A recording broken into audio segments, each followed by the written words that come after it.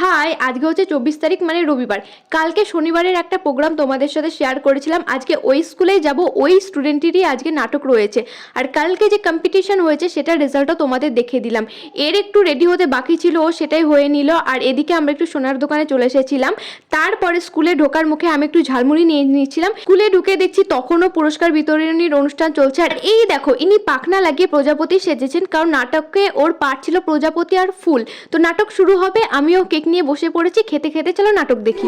রাজা ও এক রানী, জ্যোৎস্না মাখা ফুটফুটে একটু মেঘ মেঘালো তুষারমালা।